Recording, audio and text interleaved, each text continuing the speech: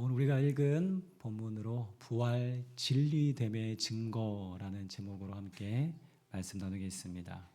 여러분, 오늘 이 시대를 일컬어서 다양하게 정의 내릴 수 있지만 여러분, 오늘 이 시대는 그 어느 시대보다 다양성을, 특별히 종교의 다양성을 인정하는 흔히 말하는 종교 다원주의 시대입니다. 오늘도 제가 어젠가요 이렇게 릴스인가 하여튼 그런 영상들 한 번씩 올리잖아요. 카톡 같은 그런 데다가 자기 소식들을 올리는데 제가 모르는 분이에요. 근데 어느 성당인데 그 성당에서 어느 그 근처에 있는 주지 스님이 와서 기타를 들고 찬양하는 모습을 영상으로 찍어서 올리더라고요. 보면서 아주 자랑스럽게 우리는 이렇게 모두를 포용합니다라는 그런 영상을 올리는 것을 보았습니다. 여러분, 우리 시대에 여러분 다른 종교는 환대받아요. 근데 여러분 유독 기독교는 어떻습니까? 비판을 받습니다. 여러 이유 중에 있겠지만 가장 큰 이유는 바로 오직 예수만이 진리다, 오직 예수만이 유일한 구원의 길이다라고 말하기 때문에 그렇습니다. 그래서 왜 기독교만 그러냐? 넌 참 독선적이다, 배타적이다, 참 너희밖에 모른다라는 비판을 우리가 혹 듣곤 합니다. 그런데 여러분, 우리가 오직 예수가 구원의 길이고 오직 예수가 진리라고 말한 데는 우리 어떤 독선 때문이 아니고 우리 어떤 배타적인 자세 때문이 아닙니다. 바로 오직 예수가 진리이기 때문에 그렇습니다. 억지로 우리가 예수만이 유일한 진리라고 말하는 것도 아닙니다. 우리가 맹목적인 신앙 아닙니다. 여러분, 이 컵이 여기 있어요. 여러분 다 보고 계시죠? 제가 지금 거짓말하는 것입니까? 실제입니다. 그렇죠? 여러분, 진리는 추상적인 어떤 사상이나 구호가 아닙니다. 진리는 실제입니다. 정말 진리이기 때문입니다. 여러분, 어떻게 할 수 있습니까? 바로 하나님의 아들로 이 땅에 오신 예수 그리스도, 그분이 우리 위해서 죽으신 그 역사적인 사건, 또한 죽음을 이기신 부활이 바로 증거입니다. 왜 그렇습니까? 여러분, 다른 모든 종교와 비교할 때 유독 기독교에만 다른 것이 있습니다. 뭘까요?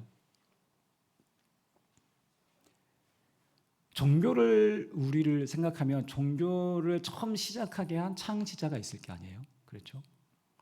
공자, 유교의 시초는 공자이지 않습니까? 여러분, 공자가 돌아가셔서 뭐가 있을까요? 무덤이 있겠죠. 공자의 묘가 있습니다. 마호메트도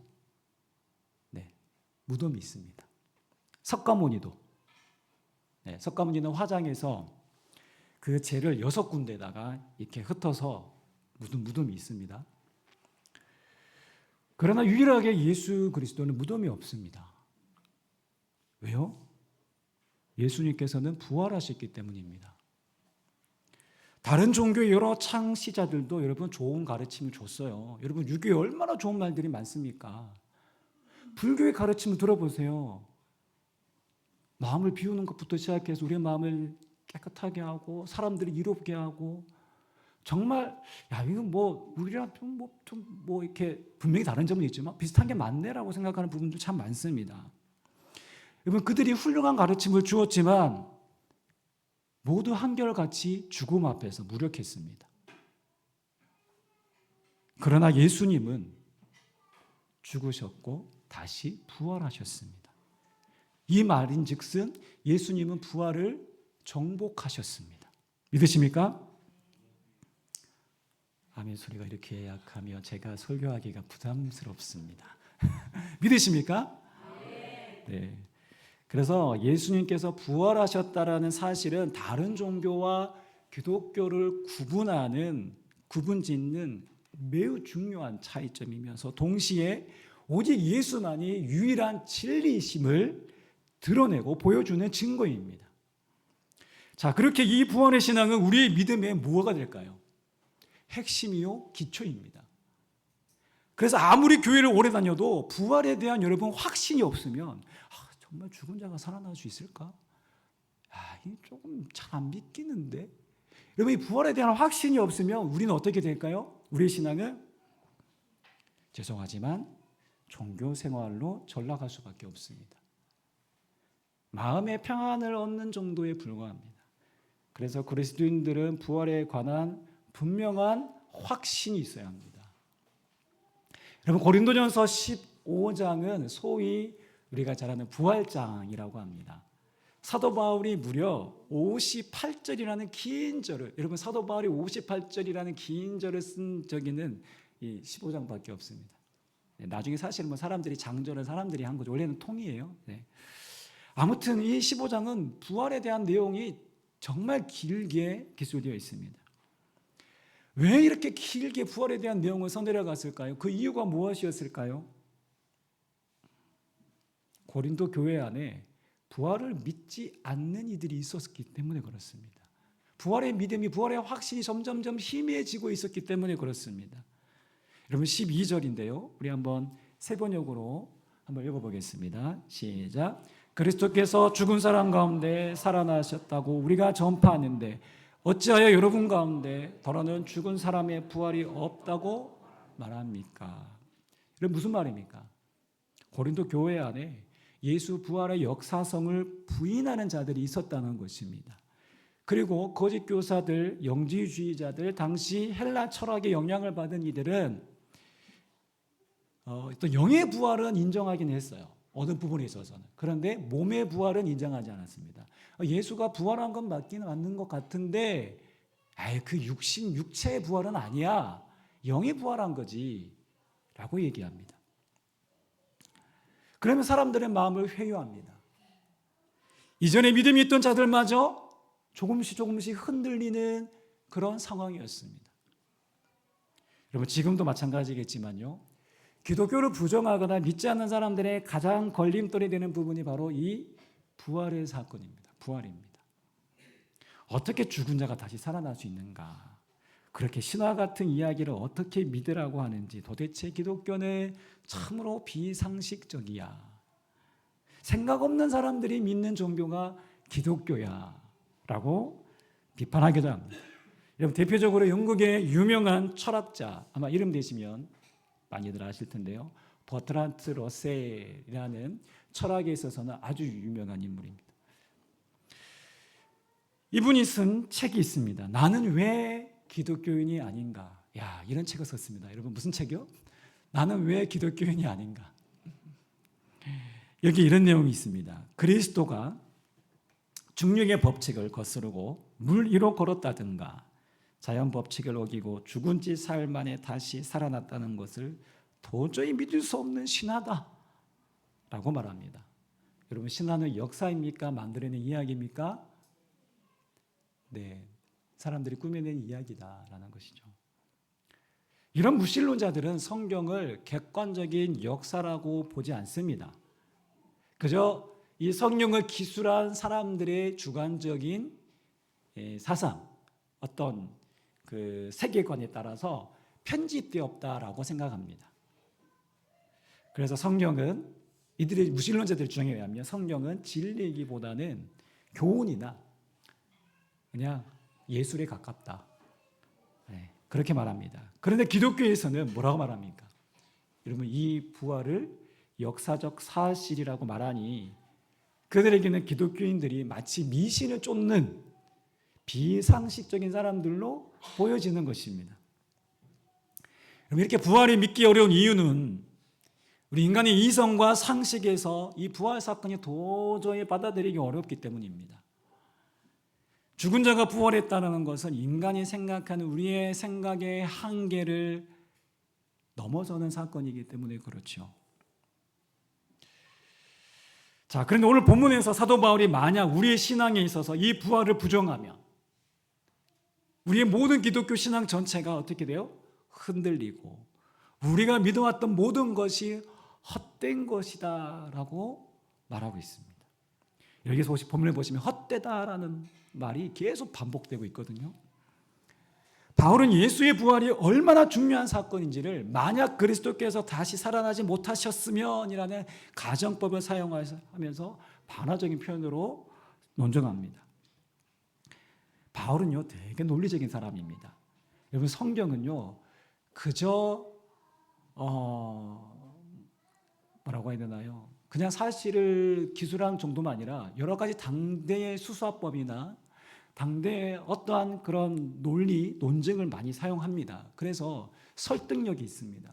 여러분 그래서 성경은 때로 논리적이고 논증을 통해서 우리에게 설명하고 있는 것을 볼 수 있습니다. 오늘 특별히 15장이 그렇습니다. 자, 그래서 바울의 표현에 따르면 예수가 부활하지 않았다면 우리가 전하는 복음, 우리의 믿음, 모든 것이 아무것도 아닌 것에 불과하다는 것입니다. 우리가 좀 전에 아까 영상 보셨죠? 네. 이 부활의 믿음이, 부활의 신앙, 부활의 역사성을 부정해버리면 우리의 믿은 것은 아무것도 아닌 헛된 것에 불과하다는 것이죠. 예수가 부활하지 않았다면 하나님이 그분을 다시 살리신 것이 아니기에 하나님을 거짓되게 증거하는 것입니다. 그리고 그리스도를 믿고 죽은 자도 헛된 죽음에 불과합니다. 믿지 않는 사람들보다 더 비참하고 불쌍한 자라고 사도 바울은 말합니다. 사도 바울의 논리는 이 예수 부활 사건을 어떤 무신론자들이나 회의론자들이 주장하는 것처럼 사실이 아니라고 여긴다면, 부활의 역사성을 부정하면 기독교 진리 자체가 완전히 무너지게 된다는 것입니다. 그래서 바울은 이 부활이 얼마나 우리의 신앙의 핵심인지를, 중요한가를 논증하듯이 길게 풀어 설명하고 있습니다. 자, 그렇다면 이 부활이 정말 역사적 사실임을 어떻게 알 수 있습니까? 여러분, 바로 성경은 증언하고 있습니다. 성경이 우리에게 알려주고 있습니다. 여러분, 마태복음 28장 11절에서 15절을 보시면 예수님이 십자가상에 죽고 나서 예수님의 그 시체를 돌무덤에 안치하잖아요, 요셉이. 그렇죠? 아리마대 요셉이라는 부자가. 사실은 쉽지 않은 일입니다. 종교 지도자들과 당시 지도자들이 쟤 뭐야, 그 허락 안 해주면 못합니다. 되게 용기 있는 행동이었습니다. 믿음이었습니다. 아무튼 예수님의 시체를 그렇게 돌무덤에 안치했습니다. 그리고 그 입구를, 우리의 장례와 다르잖아요, 풍습이. 어떻습니까? 이렇게 약간 동굴과도 같은 곳에 시신을 안치하고 그 입구를 큰 돌로 막았습니다. 자, 근데 그것도 모자라서 무덤을 지켰던 경비병들이 교대로 무덤을 지켰습니다. 밤새 지켰습니다. 자, 무덤을 지켰던 경비들에게 들은 보고가 무엇입니까? 예수의 시체가 사라졌다는 것입니다. 여러분, 시체가 사라진 빈 무덤이 되었습니다. 그런데 대제사장들과 장로들은 이 부활에 대해서 어떻게 반응합니까? 그 마태복음 28장 12절 13절의 내용입니다. 함께 한번 읽어보겠습니다. 시작. 대제사장들은 장로들과 함께 모여 의논한 끝에 병사들에게 은돈을 많이 집어주고 말하였다. 예수의 제자들이 밤중에 와서 우리가 잠든 사이에 시체를 훔쳐갔다고 말하여라.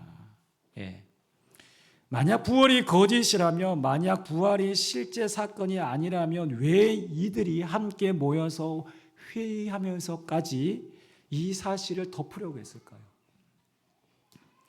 여러분, 그들 스스로 예수 부활에 대해서 인정했다라는 것입니다. 그러나 그들은 부활의 주님을 믿지 않았습니다. 그분께 굴복하지 않았습니다. 여러분, 예수 부활에 대한 징조를 병사들도 예수님의 그 무덤을 지켰던 병사들도 보았습니다. 특별한 사건임을 그들이 인지했습니다. 그러나 그들은 부활하신 예수님을 믿지 않았습니다.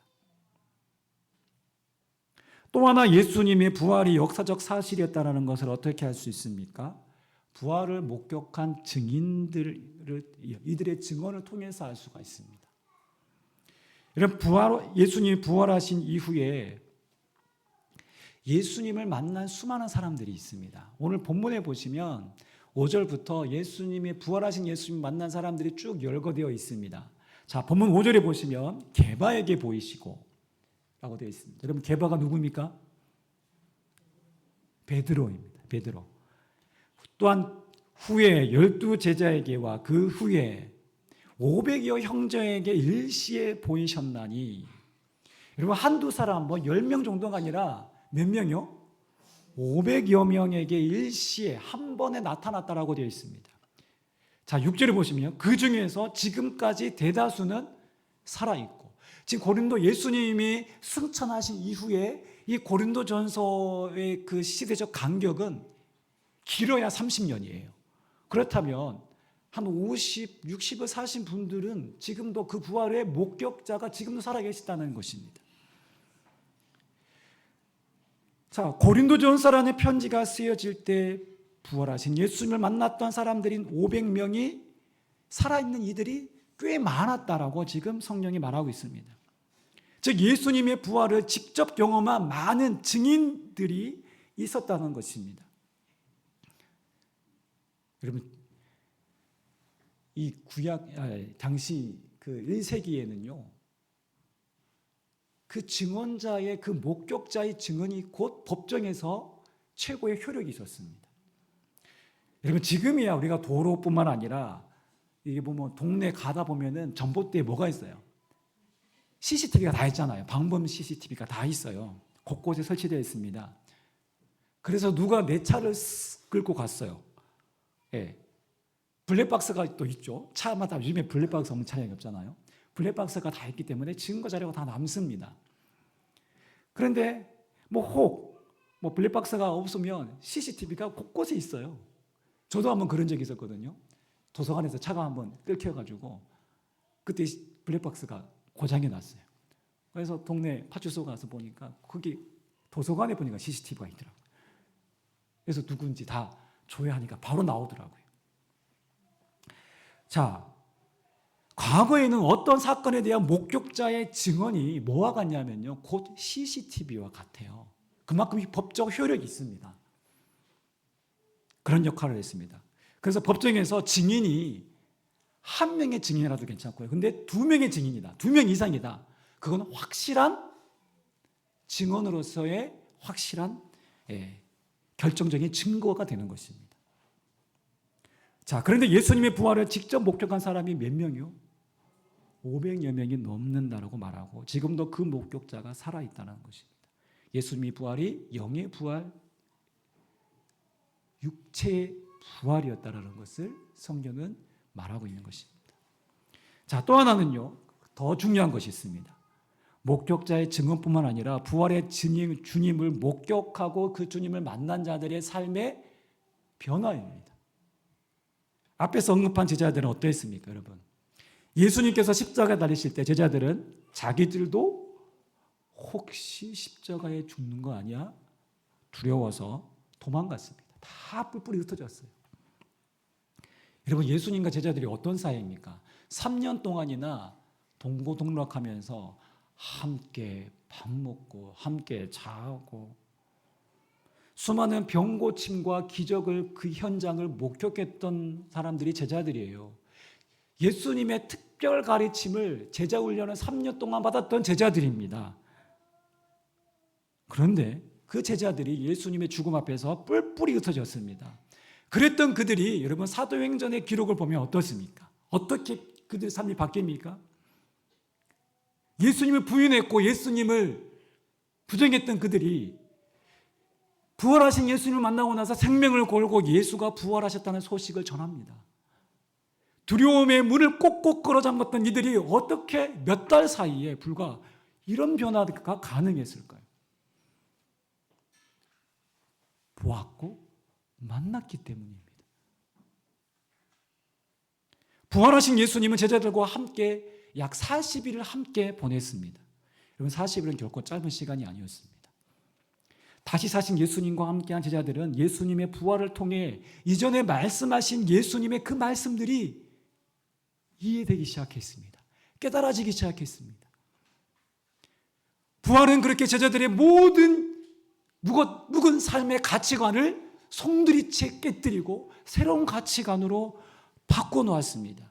그들에게 부활은 예수 그리스도가 진정 하나님의 아들이셨구나, 죽음을 이긴 생명의 주인이시구나, 예수 그리스도가 성자 하나님이시구나라는 것을 확실하게 깨닫게 되는 사건이었습니다. 바로 확실한 진리 되심의 증거였습니다. 이런 부활하신 주님을 만나고 예수가 누구신지를 부활을 통해 확실히 경험한 그들은 이전에 비겁한 제자들이 아니었습니다. 죽음도 두려워하지 않는 담대한 복음의 증언자들로 변화되었습니다. 이 변화에 대해서 바울은 누구보다 할 말이 많은 사람입니다. 바울은 자기를 이끌어서 나는 예수 믿는 사람을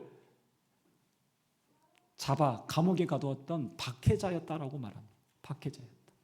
예수님에 대해서 오해하고 있었고 착각하고 있었고 예수님을 마치 이단자고 이단의 우두머리라고 생각했고 그래서 그를 따르는 모든 사람들을 다 어떻게 해서든 잡아 죽이려는 그 열심히 특심이었던 사람이 바로 사도 바울이었다라고 고백합니다. 그러면서 사도 바울이 자신이 만난 다메섹에서 만난 부활의 주님을 만나고 난 이후 그 이유를 이렇게 고백합니다. 우리 한번 읽어보겠습니다. 7절 8절 시작. 그 후에 모든 사도에게와 맨 나중에 그 후에 야고보에게 보이셨으며 그 후에 모든 사도에게와 맨 나중에 만삭되지 못하여 난 자 같은 내게도 보이셨느니라. 예수님을 따르던 자를 박해했던 자기를 찾아오신 빛 가운데 찾아오신 예수님을 만난 바울은 나는 사도라고 불리울 만한 것조차 감당하기 어려운 그런 사람입니다. 그러나 이 놀라운 큰 은혜를 입었습니다. 라고 고백합니다. 그러면 어떻게 박해자를 예수 그리스도를 증언하는 복음의 증언자로 사도로 변화될 수 있단 말입니까? 단 하나의 이유뿐입니다.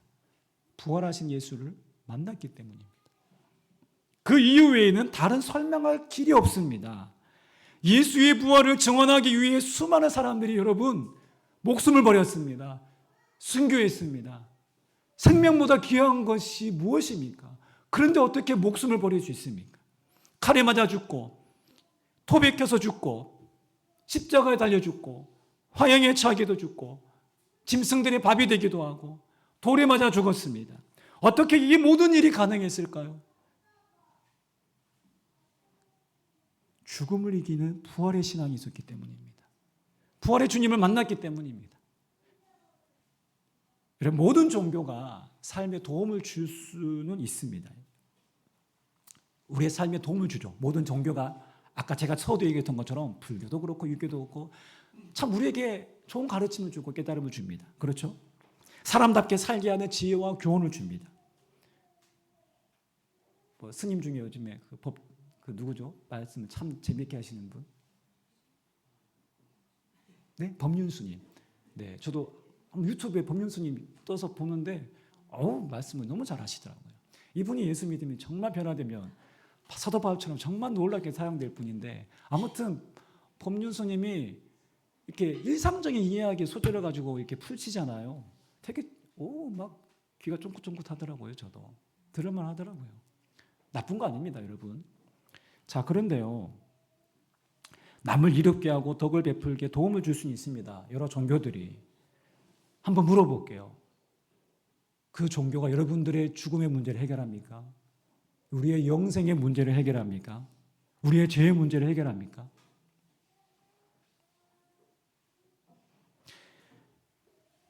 기독교는 진리입니다. 왜 그렇습니까? 오직 예수만이 부활하셨기 때문입니다. 우리는 부활을 어떠한 현상으로 바라보면서 부활, 이게 아까 제가 했던 것처럼 그 무신론자들의 이야기처럼 부활은 생각 없는 사람들이 믿는 헛된 종교에 불과해. 현상에 주목하면 그래요. 현상에 주목하면 부활이라는 것이 있을 수 없잖아요. 그런데 여러분, 인간의 관점이 아니라 우리의 어떤 시공간에 제한되어 있는 3차원적인 관점이 아니라 여러분, 하나님의 관점에서 보십시오. 이 물컵을 이게 개미가 여러분 이 물컵을 들 수 있겠습니까? 불가능해요. 저는요, 제가 드는 것은 너무나도 쉬운 거예요. 여러분, 부활하신 주님이 오늘 그 아침 묵상의 말씀에 보시면 부활하신 예수를 하나님이 일으키셨다라고 표현되어 있습니다. 사망의 삶으로부터 일으키셨다라고 되어 있거든요. 부활하신 사망에 있는 주님을, 예수님을 하나님이 일으키셨어요. 하나님에게 있어서는 너무나도 쉬운 일입니다. 왜요? 생명의 주관자이기 때문에. 그분은 초월자이시기 때문에, 전능자이시기 때문에. 그렇게 바라보면 부활은 충분히 믿을 만한 사건이며, 성경은 부활의 현상에도 얘기하지만 더 중요한 건 왜 부활인가, 왜 부활이 중요한가, 왜 부활하셨는가가 중요한 것을 우리에게 말해주고 있어요.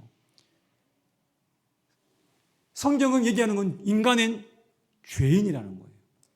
이 죄는 결국 로마서 6장 23절처럼 죄의 삭은 사망과 결부되어 있습니다. 직결되어 있습니다. 여러분, 모든 사람이 공통적인 우리 진리가 있죠. 이 자리에는 있는 우리 모두는 다 죽는다는 것입니다. 왜 죽습니까? 왜 죽는지 철학자에 가서 물어보십시오. 과학자에게 물어보십시오. 인간이 왜 죽는가? 설명할 수 있는가? 모른다는 게 답입니다. 그래서 불가론자들이 등장하는 거예요. 성경 분명하게 얘기하고 있습니다. 우리가 왜 죽습니까? 죄로 인한 우리의 사망, 이후의 심판. 너무나도 명백하게 우리의 삶과 죽음에 대해서, 이후에 대해서 성경은 분명하게 기록하고 있습니다. 그렇다면 여러분, 십자가만 있어야 될까요? 죽음만 있어야 될까요? 죽음을 이긴, 우리의 죄의 문제를 해결했다는 것을 보여줘야 되나요? 증거로서 나타내잖아요. 그것이 부활입니다. 단순히 부활은 우리의 두려움, 불안의 상황들을 떨쳐버리게 도와주는 약 정도가 아니라, 치료약 정도가 아니라, 부활은 하나님이 살아계시고, 예수의 부활은 기독교가 진리이고, 예수가 진리이고, 사망을 깨뜨리시고 우리에게 생명을 줄 수 있는 유일한 증거로서 우리에게 보여주고 있는 것입니다. 이것이 부활신앙입니다. 그래서 예수 그리스도께서 부활하셨다는 이 사건은 놀라운, 우리에게 있어서 생명이요. 여러분 보세요. 예수의 부활이 누구의 부활이 됩니까? 나의 부활이 되는 거예요. 예수님이 부활의 첫 열매가 되셨어요. 첫 열매 다음에는 다음 열매도 맺혀지는 거예요. 우리는 예수님의 부활에 따라 우리도 부활의 몸으로 새롭게 변화됩니다. 우리는 부활의 그 날을 바라보며 오늘을 살아가는 것입니다. 그래서 예수님을 내 삶으로, 주님으로 영접하면, 여러분 지금 죽는다 할지라도 우리는 어디에 갑니까? 하나님 나라에 가는 거예요. 천국에 이르는 것입니다. 어떻게 할 수 있어요? 예수님의 부활을 통해 우리는 그것을 분명하고 확실한 증거로 믿는 것입니다. 마지막으로 실제 있었던 이야기 하나 소개하고 마치겠습니다. 95층에 세 청년이 살았습니다. 마음 맞는 세 사람이 자취를 했는 것 같아요. 그런데 95층입니다. 아주 우리나라 이야기는 아닌 것 같고요. 어느 토요일 저녁 셋이 나가서 즐거운 시간을 가졌습니다. 근사한 곳에서, 레스토랑에서 맛있는 저녁을 먹고, 또 밖에 나가서 볼링도 치고, 그러면서 즐겁게 대화도 하면서 좋은 시간을 가졌습니다.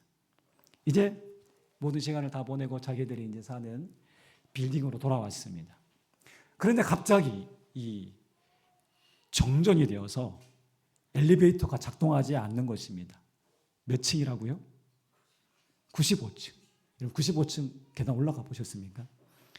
20층까지 올라가 본 적이 있습니다. 방법이 없어서 95층을 걸어서 오를 수밖에 없었어요. 이 다리 아픈 것을 잊기 위해서는 어떻게 했을까요? 이 세 친구가 자기 이야기를 하는 거예요. 살아온 이야기를 쭉 하기로 했습니다. 첫째 청년이 얘기를 합니다. 초등학교 때 내가 여자 선생님을 좋아했던 이야기로부터 시작해서 지금까지 인생을 쭉 얘기하고 나니까 한 30층까지 왔어요. 많이 왔죠. 자, 다음 주에 두 번째 청년이 자기가 군대에서 있었던 이야기. 얼마나 할 말 많습니까? 남자들을 군대 이야기하면. 네. 또 직장 상사를 내가 어떻게 골려주었던 이야기 하니까 한 60층까지 왔습니다. 근데 60층까지 올라오니까 한 발짝도 떼기가 어려울 정도로 다리가 아팠지만 청년들은 계단을 계속 그래도 올라가야 했습니다. 자, 이제 드디어 문 앞까지 다 온 세 청년이 열쇠를 가진 청년에게 말했습니다. 야, 너무 힘들어. 빨리 문 열어. 야, 죽기 일보 직전이야. 그때 열쇠를 가진 청년이 이렇게 대답했습니다. 아차, 열쇠를 차에다 놓고 내렸다. 네, 실제 있었던 이야기라고 합니다. 네, 그 다음 어떻게 됐는지는 상상에 맡기겠습니다. 여러분, 우리가 힘든 인생을 열심히 살다 죽어서 우리가 천국 문 앞에 이르러서 아차, 내가 예수님을 영접하지 않아서, 내 부활을 믿지 않아서, 예수님 믿지 않아서 내가 못 들어가는구나 라고 여러분 후회하는 일이 절대 있어서는 안 됩니다. 아멘. 여러분, 죽음은 맞춤표가 아닙니다. 죽음은 끝이 아닙니다. 죽음 이후에는 반드시 심판이 있습니다. 천국과 지옥이 있습니다. 아멘. 그러나 예수 안에 있는 자에게는, 이 부활의 신앙 안에 있는 자들에게는 죽음은 뭘까요? 영원한 삶의 또 다른 시작입니다. 여러분, 아이들이요, 엄마 뱃속에 있던 태아가 세상에 나올 때 탯줄을 나오면 어떻게 합니까? 탯줄을 잘라야 돼요. 탯줄을 계속 붙들고 있으면 아이도 죽고 엄마도 죽습니다. 잘라야 돼요. 죽음은 바로 그런 거예요. 우리 죽음은 끝이라고 생각하는데 아니에요. 하나님 나라가 우리 가운데 열려 있고 영원한 세계가 우리 가운데 기다리고 있는 거예요. 예수님의 부활이 이후의 삶, 영원한 삶을 우리에게 증거로 보여주셨습니다. 바로 예수 부활이 이것을 우리에게 증명해 보여주셨습니다. 부활은 한낱 신 하나 이상에 불과한 것 아닙니다. 예수님의 부활은 역사이고 실제이고 지금도 주님은 살아계십니다. 그래서 예수님의 부활이 나의 부활임을 확실히 믿는 이 부활신앙일 때 우리는 죽어도 다시 사는 삶, 영원한 천국의 소망으로 우리가 살아갈 수 있습니다. 오늘 이 부활신앙으로 살아가는 저와 여러분들 되시기를 주님의 이름으로 축원합니다. 기도하겠습니다. 살아계신 하나님 감사합니다. 예수의 부활, 그 부활에 목격한 자들의 증언이 오늘도 성경에 생생하게 우리에게 말씀하고 있고 증언하고 있습니다. 주님, 세상은 보이는 것만 믿겠다라고 말하고 이성의 틀을 벗어나지 못하는 것에 대해서는 그 신비를 부정합니다. 그러나 가장 중요한 역사적인 사건, 예수 그리스도의 십자가와 부활의 사건, 그것이 우리를 향한 하나님의 사랑이었고 우리를 살리기 위한 하나님의 생명, 유일한 하나님의 살아계심의 증거임을 오늘도 말씀을 통해서 우리가 함께 살펴보았습니다. 주님, 오늘 우리가 이 부활의 신앙으로, 이 부활의 확신 안에 거함으로 주님, 예수가 살아계시다, 예수가 나의 생명의 주인이시다, 죽음이 끝이 아니다, 영원한 생명이 있다, 천국이 있다, 오늘도 이 부활의 증언자로 살아가는 우리의 삶이 되게 도와주시옵소서. 감사드리며 예수님의 이름으로 기도합니다. 아멘.